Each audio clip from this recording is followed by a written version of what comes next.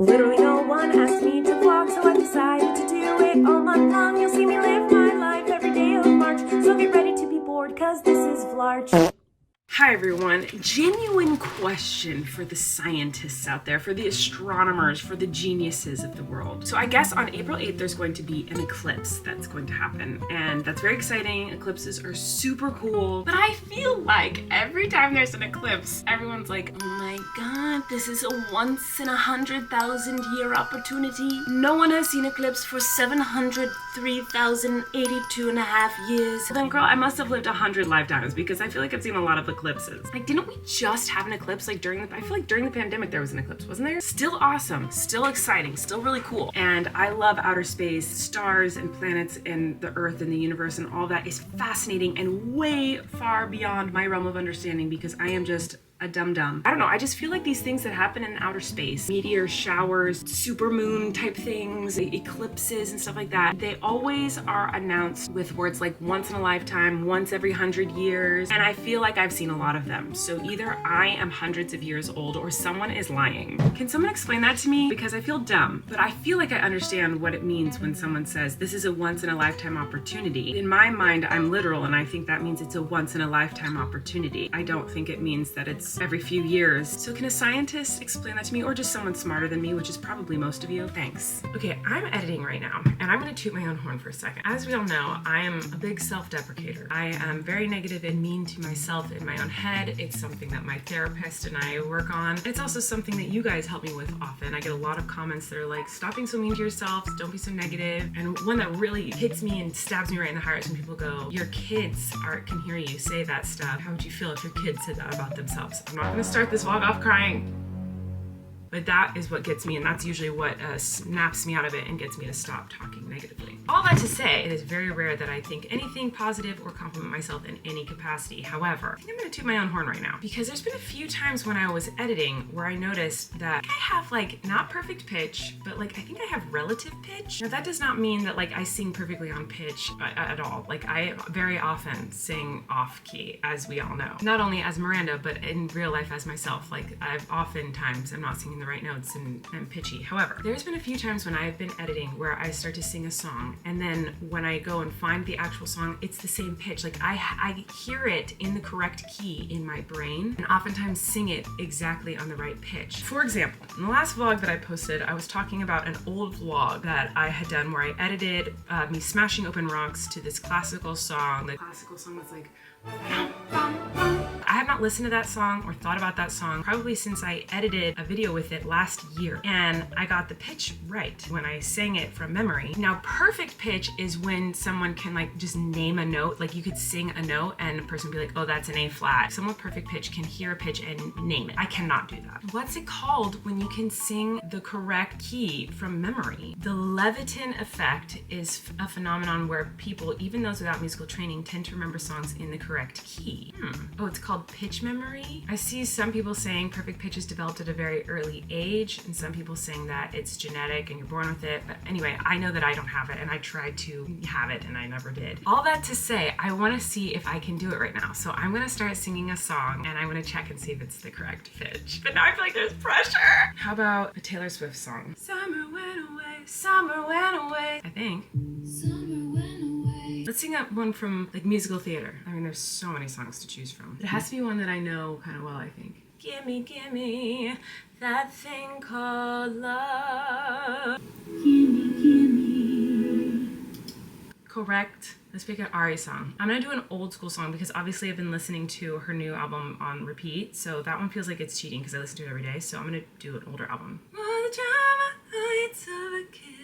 Don't be mad at me as you've been replaced. Know your place, and he loves me too much for me to mess this up. Boy, you will never know where we could have been if you would have shown.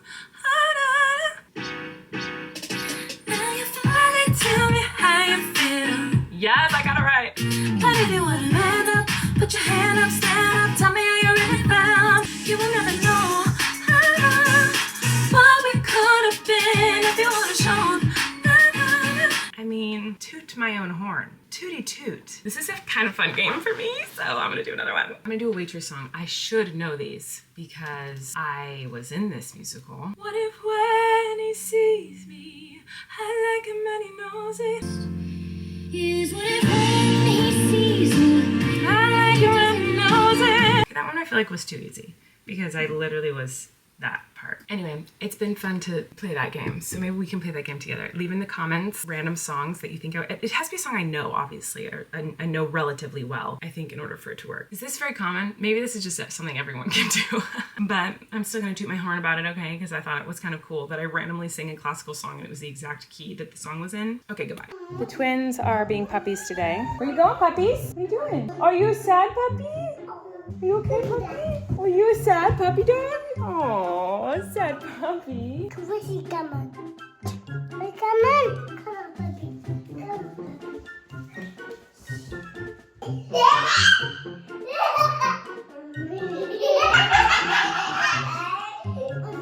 What are you guys talking about?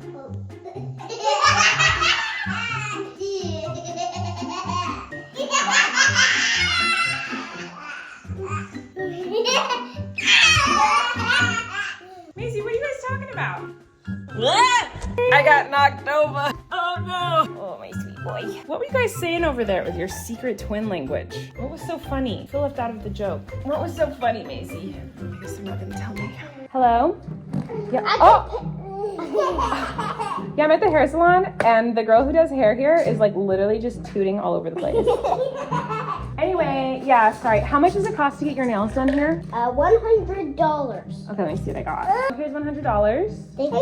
I wash can my paint hair? your hair to make it look all nice and red. Sure, that sounds good. Bye. Bye, see you later. Like it? Love it, thank you. Anyway, I'm gonna try my best to make it to brunch, but this salon is a mess. They're literally painting my hair right now, so. Oh, thank you. Oh, now they're stealing my purse. Bye. Bye, see you later. So I guess the hair salon lady's leaving now. I don't know. I have to get to lunch with Minnie Mouse. Excuse me, ma'am. Your hair salon smells like turds. Did you poop? No. All right, well, thanks for having me at your salon. Gotta go. Wait. I have brunch with Minnie. I don't want to be late. All right. We have snack time here. I know, but what about Minnie? She's literally waiting at the restaurant. Yeah, Minnie, I'll just meet you here. They have bagels, so we can just eat here at the salon. Okay, it's the next day. I have my little microphone because I'm outside, and the camera that I'm using today has terrible sound when I'm outside in the wind, and it's kind of windy. But today's a special day. Rachel and I decided to take my mother to a beach that I love that's a little bit of a drive away. Eric and I discovered this beach when we were on our little trip, and I just knew my mom would love it, so we're bringing my mom.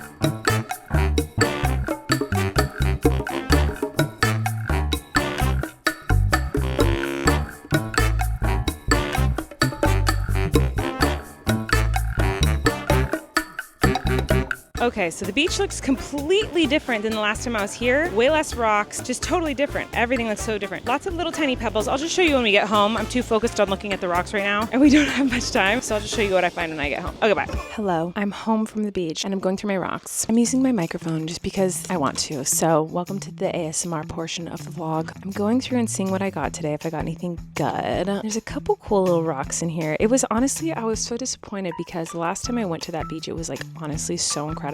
And this time it just like, I don't know, there wasn't very many rocks there today, and the rocks that were there were really tiny and not as exciting as the day that I went with Eric. So I was a little embarrassed that I made everyone drive so far away to like not even get very good rocks, but it's okay. I think my mom still had a lot of fun, which was the whole reason we went. Anyway, I'm going through my rocks, but I wanted to talk about something very exciting. I was just reading through my comments, and someone left a comment. Here, I'm gonna read it actually. I was gonna do tortilla talk today, but I don't think I'm going to. I think I'm gonna do one tomorrow. So leave questions for tortilla talk for tomorrow. By the way, I'm just now realizing because I opened up my phone and it was already on a TikTok that like I had already watched, but I keep seeing TikToks about people getting like assaulted in New York City, like girls getting punched in the face. Is anyone else seeing this all over their TikTok page? I've seen like probably 6 or 7 different videos of different girls saying that they got punched in the face in New York City. That's horrendous. How terrifying, how horrible. Oh my gosh, I can't believe that's happening. I feel so bad for everyone that's happening to. Anyway, what was I talking about? Oh, I was looking for a comment. Okay. Lilac Dreams Becca said, tortilla talk question. When you were showing Flynn the pets you had as a kid, kid, you mentioned having a tarantula. Hello? We need you to explain. How did you sleep at night knowing there was a literal tarantula in your house? Aren't you terrified of spiders though? How is that a thing? We need a story time. Yes, we had a pet tarantula when I was little. We had so many pets growing up, like so many pets. We had a snake, we had mice, we had rats, we had guinea pigs, we had a tarantula, we had birds, we had cats, we had dogs, we had guinea pigs, we had a tortoise, we had rabbits, we had an iguana at one point. We had a lot of pets. Anyway, the tarantula was not mine. And actually what happened was my brother Christopher was, I think he was like 2 or 3, like he was little. He really wanted a pet tarantula. And obviously my mom was like, no freaking way, I don't want a tarantula in my freaking house. And so she kept saying no, and he was like, why? I'll take such good care of it. I really want a tarantula, blah, blah, blah, blah, blah. So my mom said something, her famous last words. My mom said, fine, when you turn 12, you can have a tarantula. I think it was 12. It could have been 14 years old. I think it was 12 though. Anyway, she said this to her little toddler thinking there's no freaking way he's going to remember that I said when he's 12, he can have a tarantula. And even if he does remember, by that point, he probably won't even want one anymore. So it seems like a deal. The thing is, my brother remembered. So on his 12th birthday, what did he do? He said, Mom, we're going to the pet store. We're getting a tarantula. And that's how we ended up with a tarantula in our house. So it was my brother's tarantula. It wasn't mine. I never touched it. I never was near it. It was never part of my personal life. It was just in the same house as me. But the reason I wanted to talk about this is because I have exciting pet news. Are you ready for this? I don't think you're ready for this. I love my cats, obviously. I love all my pets, but I love my cats. I've always loved cats. I've always been obsessed with cats. I am a cat girly through and through. Now, I've been wanting another cat for a long time because I always want another cat. I will never not want another cat. And so I've been wanting one for a while, but obviously, you know, we have kids and we have a lot going on in our life, and Eric has reined me back and been like, no, it's not the time for another cat. Like, no. The other night, out of nowhere, Eric to Flynn was like, hey, should we get a cat? You can imagine my excitement and my surprise. I about jumped right out of my pantaloons and said, excuse me, are you saying we can get another cat? Because I'm about to go get one right now if you're being serious. I couldn't tell if he was serious or not, but I think he was being serious. And I feel like I shouldn't even ask questions. I should just go get one. What do you guys think? I think I'm going to do it. I don't know. I just really kind of want a kitten. And Eric said we could get one. He kind of even seemed like he wanted one because Flynn has a little kitten, like stuffed animal that he carries around, and he named it Biscuits. And Eric is like, I just think a cat named Biscuits is so cute. Like, that's such a good name for a cat. We should get a real cat and name it Biscuits. And that's when I was like, what are you talking about? So yeah, I think we're going to get a cat. Even though I haven't confirmed that with my husband, I'm just going to assume that that's the case and make that happen.